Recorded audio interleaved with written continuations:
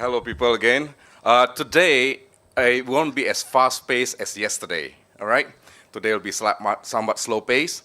And many of the things I'll be mentioning today are things that many of you have raised and highlighted over, say, the past day and a half. And there are many stories across the globe. I'd like to share some stories here, all right?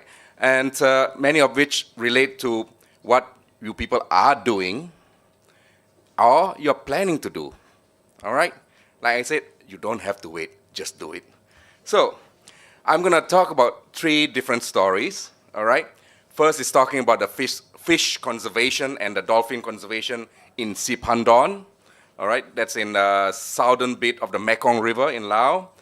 Then I'll be talking about the CBT/CBET. This is a community-based ecotourism and tourism in the northern part of Thailand, in Chiang Mai. And the last one will be the village conservation monitoring units. There are some differences here. Right, 3 different stories, different scenarios, similar community goals, varying approaches, all community-centered, and similar conservation outcomes. All right, so you don't have to go by one model. All right, first I'm gonna talk about the Siphandon. All right, that's the Irrawaddy dolphin, and that's the Mekong River. The Mekong River can range from time to time, so you have flooded forests also, not as flooded as maybe South America. Now, a bit of background on Siphandon. Siphandon, which means 4,000 islands. But the last time I counted was 4,002. All right, don't believe me. Okay, so it's adjoining both Laos and Cambodia at the Mekong River, and this Kong district, or this area is full of rapids, deep pools, and so on, all right? So down here. All right, a bit more on the background. We've got a few hundred species already identified from that area, 200 plus to be exact, and out of which 80% have commercial value. And of course, if you look at the whole Mekong River, I would say more than 1,200 species have been recognized. And I want you to focus on the amount of money generated from the fishery. Then problems started because overconsumption, I wouldn't say overconsumption, but overharvest, right? Driven by income, whether from the growing population itself and from the outside population, all right? So, and then there were other issues like modifying the ecosystems. Some of the human modified ecosystem were not friendly to the ecosystem itself, all right? We're talking about small scale irrigation or farming to large scale hydroelectric dams, which a number more are coming up. So one of the things that is pretty unique about the area, besides the landscape, besides the fishery, is the presence of the Irrawaddy dolphin, critically endangered dolphin, all right? And over time, either as bycatch or accidental catch or intentional catch, many dolphins have died in the process, ranging from something simple mechanism in the past to more modern mechanism, nets using bombs and whatnot. Don't forget, there are a lot of bombs in the area, remnants from Uncle Sam during the American Indochina War. All right, a bit more on the history. Now, the villages themselves, before all this conservation started, there was already areas which they identified. Could be along the stream or rivers, which literally means fish conservation zone. They already have it, right? But maybe over time, because of lack of strength within the community itself and outside pressure, they've started losing all this respect for the past tradition. So now, here we have the local ecological knowledge, knowing where the fish is located, what their traditional rules and regulations are, or taboos are regarding the fish conservation zone, and we're using science. Again, I would like to give credit where credit goes. This guy, Ian Baird, he's a Canadian, he's a professor in US, with only $3,000 have achieved what mega conservation projects have not been able to achieve. We have had projects ranging from 4 million and above euros and dollars. Can't be compared to his achievement, I would say. I give credit to him. So what he has done is that He spent time with the community, learn, that is all ears and less mouth. Learn, listen and learn about their fish conservation zone, about their harvest, and so on, so their socio-economic issues. So these communities there have a problem. They have limited lands. They cannot grow rice. They have limited area to grow rice, and rice is very staple. But they have fish, but the fish is declining. So what he did was brought back the local ecological knowledge, combined it with science, and developed simple rules and regulations. Who enforces them? The community themselves. Why? We'll talk about it in a while. And then this later on was followed up by the WWF Sipandon project, a bigger project. Typical of major NGOs, they only come in when everything is so sexy and so nice and take over from the small people. All right? I'm being rude here. Okay, now, what drives food insecurity, right? Because of overcatch, there's less fish. Overcatch and outside pressure, there's less fish now, and no place to grow rice. So food insecurity, poverty. So this forced them to communicate, and then we combine the local ecological knowledge. And again, innovation. So simple, creative ideas that you put into action. Plus leadership, here would be leadership from Ian Baird himself, plus the village leaders, all right? So when that was combined, they started demarcating areas, areas where no fishing is allowed, areas where fishing is allowed, but we're talking about when can you fish, how you can fish, who you can fish. This is important. So when you say you give them the ownership, so the communities before had no ownership. It was tragedy of commons. They had ownership maybe 100 years ago. Then they lost the ownership because of modernization. Now they've taken ownership again. So they were the one who enforced their own rules. Again, they police among themselves, against themselves, and against outsiders. Within a short period, fish supply came back. All right? Fish supply came back, and this one came. So we're talking about this. So you don't have to focus on dolphin to save the dolphin, but you can focus on other things to save the dolphin. Right? So be innovative. So the dolphin got saved. Increased fish supply led to food security, improved incomes, and two things I would like to mention, which probably was mentioned several times today and yesterday: empowerment and pride. It's not always money. We stay in our offices in big cities, think that income generation alone is very important for the communities. No, maybe something else. Each community have their own needs. And maybe my needs would be, hey, I want a voice, empowerment. Hey, I want a pride. Hey, I want my culture to be preserved. That are strong driving forces. So because of that, it went back to the ecosystem protection and conservation, which went back to fish supply and goes on. It's a nice cycle. All right, now I'm going to talk about another area. Again, this is not in a protected area. Of course, when we talk about Sipandon, they have their rules and laws regarding the fishery and so on, but it's all community-led. Here is interesting. It's nowhere near, okay, no, say nowhere. It's not within a protected area, right? I will talk about leadership. This man here, was the village head man, now he's the village elder. He's a retired civil servant, right, who has taken upon himself to lead the community. So we're talking, again, partially top-down, but acceptance by the community, who has taken this place to an international level. Why do I say international? Because students, academicians are coming from different parts of the world to visit this village to study their system. All right? This illustration shows, unfortunately the light is a bit too strong, shows how intact the nature is. And these are my students. Who are my students? I've got Bhutanese students here, I've got Nepali, French, one American, and one Taiwanese. All right? And this is common for people not only to bring students to study the area, to do a site visit, but also communities from other areas are making site visits to this place. So the community has now become trainers itself. The waterfall, which is very important providing water resource to the valley. And this is just 1 hour from Chiang Mai. When I say 1 hour, we're talking about 60 kilometers only, but winding road, right? Now, that's the village. Where can you find village nestled in the forest with plenty of water, cool? Chiang Mai during summer is horrible, it's hot, but go up here any time of the year, it's cooling, all right? So a bit of background here. So a small village across the valley, because it's a steep valley. There are 2 national parks there, Meta Krai and Cheson, which is down here.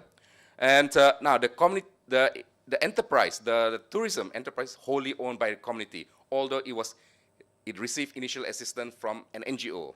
But again, I would say that it was due to the leadership of that village elder, who has been invited to give talks not only in Thailand but also abroad through a translator. Now, besides that, they have something else that's unique. They generate their own electricity from a micro hydro, or mini hydro. Micro is smaller. So mini hydro, without impact on the environment. They channel some of the water. They don't divert. They don't block. They don't divert, but channel some of the water, where they generate enough electricity for their village, because electricity could not reach their village in the past. So they decided to generate. And that was at the idea of His Majesty the King when he visited the place a long time ago. Say, hey, you got the resource, why don't you do that? So they generated electricity. It was good enough, more than good enough for the community. They started selling the electricity. So villagers pay very cheaply for the electricity. Extra electricity, they link it to the main grid and sell it to the provincial electricity authority. And the provincial electric authority wanted to help them manage. They said no, because they don't trust. And they have a good reason for not trusting. Prior to tourism, they also generate income from coffee, shade coffee, which I'm going to talk about in a little while, right? And also what they call as miang tea. Miang tea is a chewing tea. Right? The tea that is fermented is something traditional, but it doesn't have much market today because culture have changed. Young people don't take them anymore. All right, here's the mini hydro. That's as large as it gets. Very small. About maybe 1/6 of this room. Very tiny. All right, those are old machines. They're on display. Now I'm going to talk about the shade coffee. That's the coffee plantation. Shade coffee requires shade. So the forest is intact. The villagers have every reason to protect the forest because the forest help them generate income. So shade coffee. And not only shade coffee, beekeeping. Beekeeping in nature. And you all know bees play an important role in the ecosystem. Right? So that's the coffee here. Today, they've taken it to a step further. Add value to their coffee. Before, they were just selling the coffee. Later on, roasting the coffee and selling the coffee. Now they roast it to a level that they have their own brand. Somebody was mentioning this morning, I went to a presentation on clustering. Innovation, right? Adding value to the product. I could sell this for say ringgit a kilo. Now I'm selling it for 20 ringgit a kilo. Starbucks are buying from them, by the way. But Starbucks, of course, mix up everything. They have their own formula and charge you, what, 10, 12 ringgit a glass of coffee? All right. Now, again, besides the electricity, it developed because of the tourism and ecotourism, CBT and CBET, depending on what packages you go for. It became a best practice. Many PhDs have resulted from that place. Many masters have resulted from that place, plus a lot of, study tours, all right? And now, they already have a committee. This is where the strength lies, the empowerment. They already have a committee, cooperative. It started from a cooperative that oversaw the hydropower, the electricity. They have a committee, and every villager is a member. Right? They have a committee, the cooperative, everyone is a member, and they have a committee. And the community-based tourism committee was taken from the cooperative. So they interlink. All right? So the CBT initially was, okay, we want to improve our community because they still were a bit far because access road was not good. By the way, the road that was available since 2005 was from their own money, not the government money. So they have 12 months of access because of their own money. So now, as CBT developed, they add value to the product. So from coffee to roasted coffee bean, grounded coffee bean, they even have coffee stands with espressos and all the machine and whatnot in the village. All right?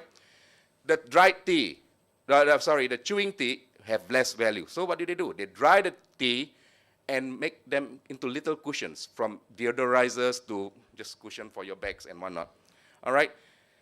Some of the locals are now picking up English through their own innovation again. All right? And then some training, and they even have their own website. Now, these are villagers. I'm a villager. I cannot establish a website. What do? Get the university student from the local university, pay him few hundred ringgit a month to do this, to maintain the website. So, innovation. All right.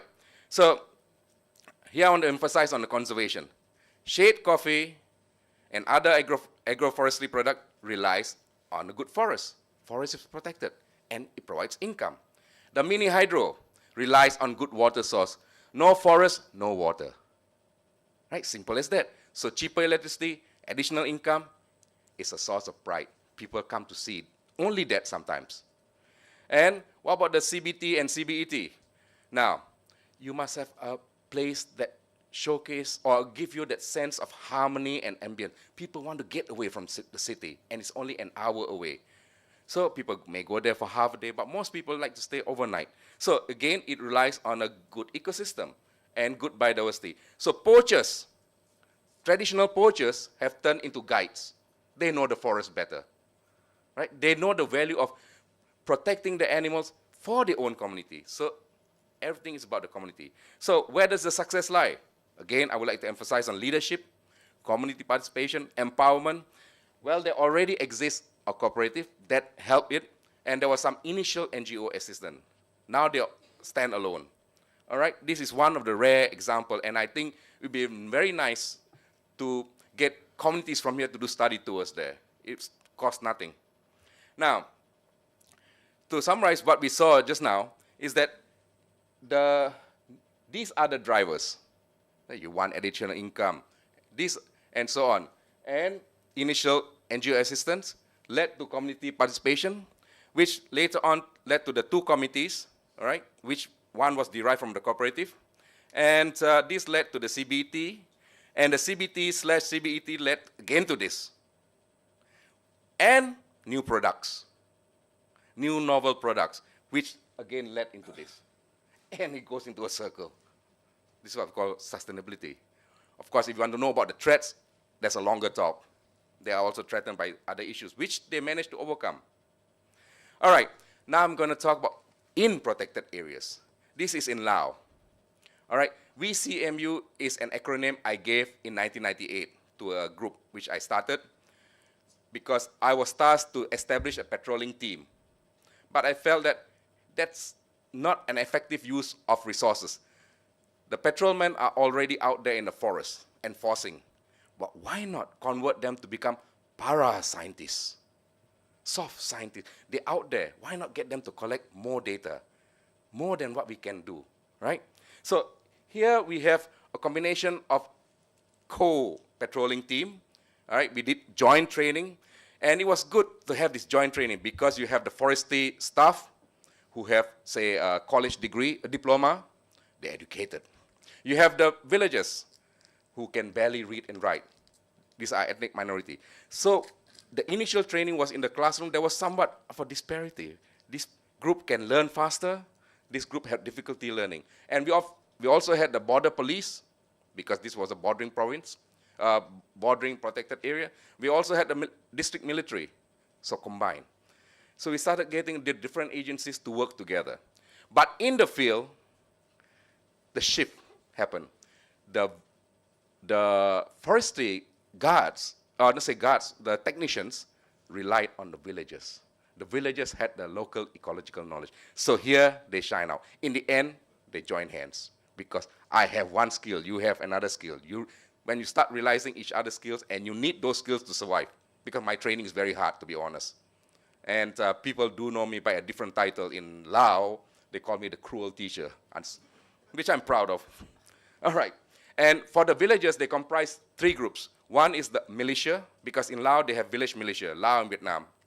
Village militia, they have the modern weapons, and they are the hunters, those who can do maximum damage. The village peacekeepers, that's like village police, these are appointed. They get some training, how to shoot, there, you're appointed. So they are the one who are doing the biggest damage in terms of hunting. Convert them. Convert them to become conservationists, but it's not overnight. Something that people have been mentioning today and yesterday, building that relationship, building that trust. And Asian culture, you overcome a lot of difficulties through relationship. All right? So, and third party from the villager will be the village forestry volunteer. It's a socialist communist system that occurs in both Laos and Vietnam. All right.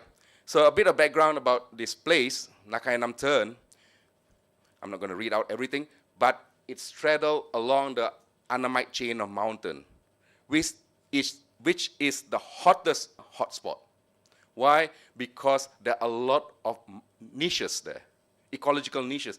So it's a spot for very rich biodiversity, but mainly for endemic species. Species that when I was in college, we said that we won't discover any more new large mammal. Birds, maybe. Insects, yes. But the last 2 decades, we've found many large mammals, and we're still discovering. Frogs, many species have come up from there, because they're all secluded, isolated from each other. All right, these are some of the larger animals.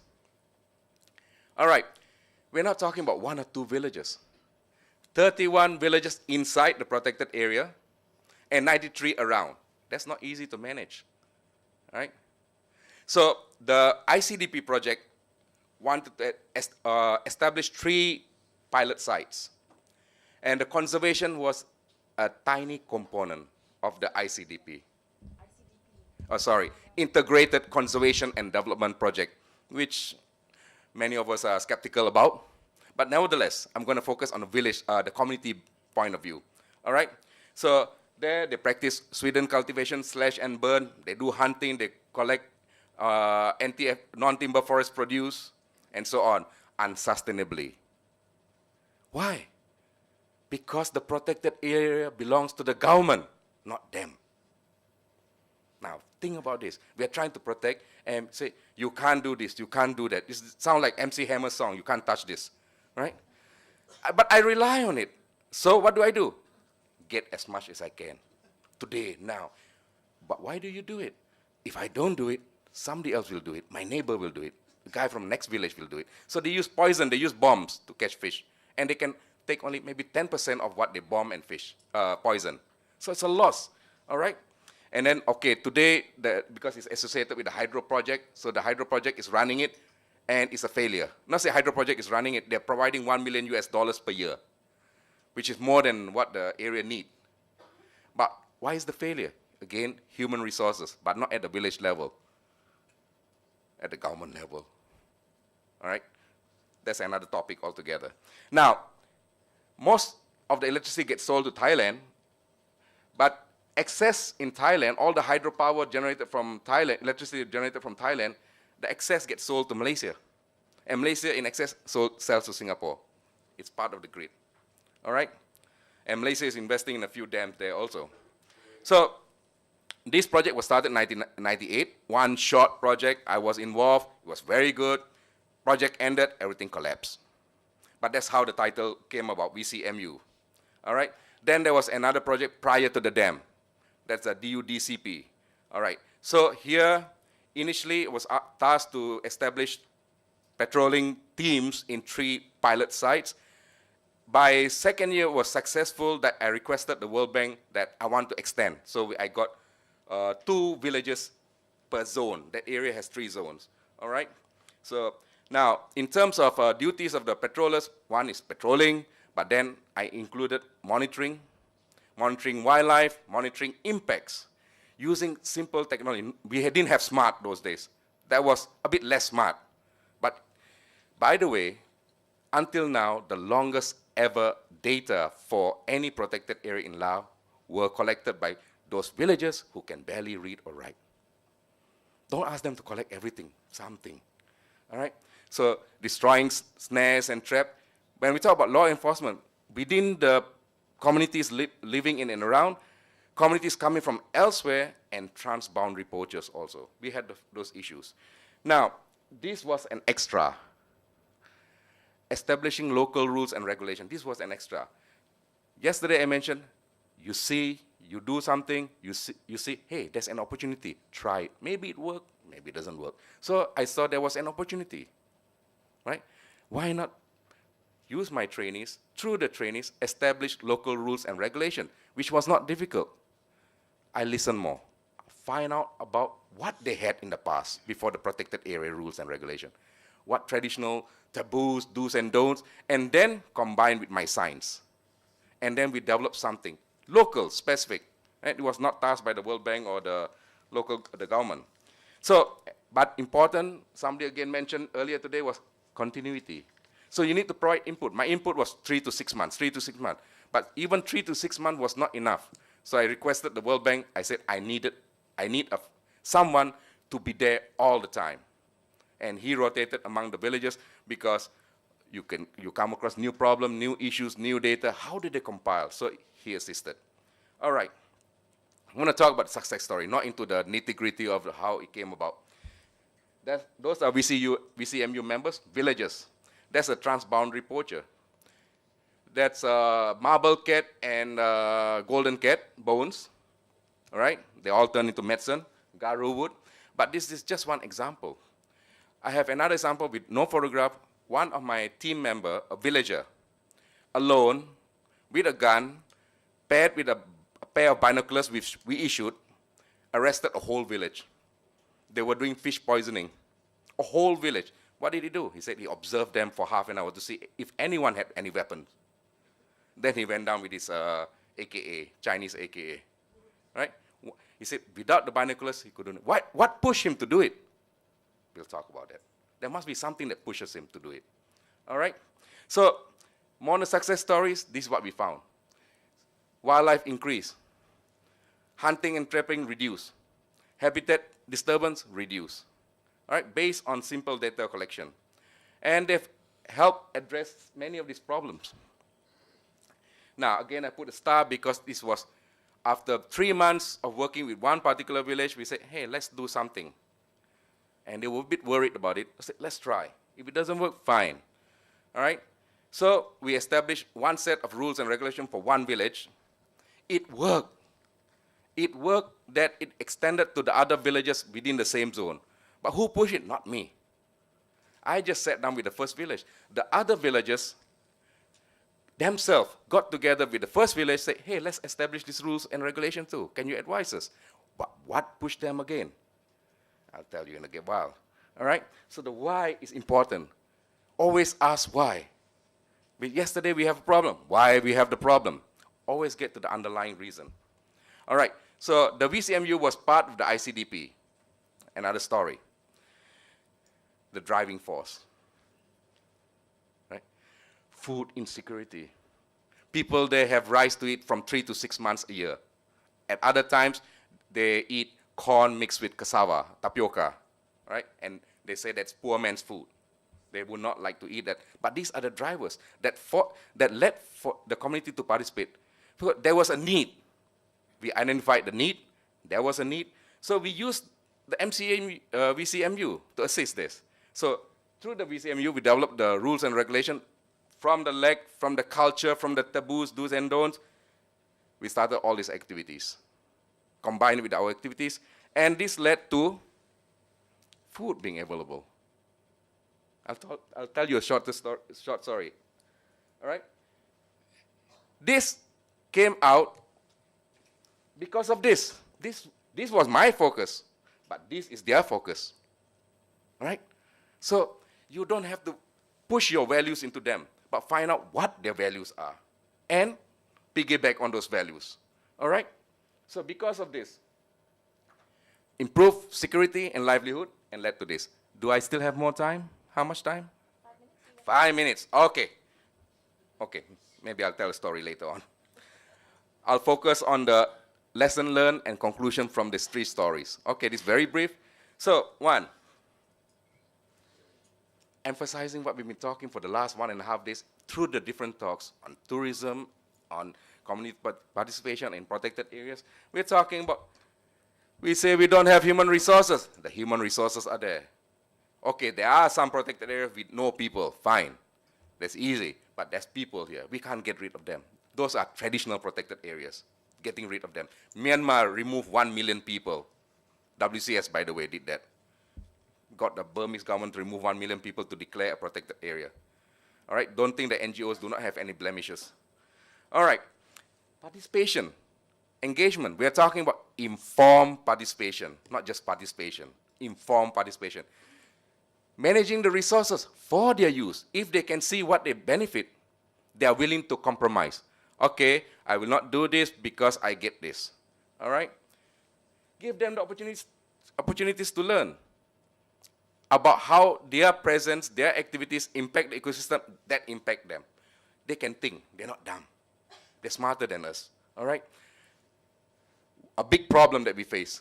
Consultants do not listen. We are consultants. We are paid $1,000 to $1,500, $500, not ringgit, US dollars per day to give advice. But we can't give advice if we don't learn how to listen. This is one of the biggest problems. Find out what are the needs as opposed to the wants, all right? And not what you think they need, what they really need. But that doesn't mean that you have to comply to their needs. You're the one who have to think what is correct, what is not correct. This is where you join with science. So I think I got time for the short story. So why did they do it? In Laos, as opposed to the textbooks, their source of protein is fish and frogs. All the textbooks say wild meat. It is true in other parts of Southeast Asia, in Africa or elsewhere, South America. But for Laos, main source of protein is fish and frog. So what did I do? Just sit down, have a chat, have a meal. So what are your problems now? Well, we have problem with fish. How far do you have to go for fish now? Oh, you know that place, that intersection is about 10 kilometers away. Okay. Do you get a lot of fish? No, a few small fish. What about 10 years ago? Oh, not too far. We hike about 5 kilometers away. We got the fish. What about when you were 10 years old? Teacher, just in front of our house, we have plenty of fish. Okay. How would you like to get your fish back? Impossible. I said, how would you like to get your fish back? I said, they would love that. Okay, I get you your fish back. You do conservation work for me. And I said, try it for 5 years. Try it for 5 years. Actually, I didn't have that confidence, but I spoke as if I had confidence. Try it for 5 years. If it works, great. If it doesn't work, eat every tiger inside. And I do not know how. 3 months later, the fish came back. The fish came back in 3 months. And it was basic, simple rule and regulation. What you can fish, when you can fish, what implement you can fish, who can fish in which area. Season, just basic things. But there was side effect. Within 3 months, when I came back to the village again, there was 6 jars about this size of tapai. So after hiking for a whole day, reached the village, I was dead drunk for 2 days. All right, that's the side effect. So basically, innovation in our thinking, not just creative thinking, but put it, try it. You're at the ground level, do it. All right. So terima kasih and hope you all success. Thank you.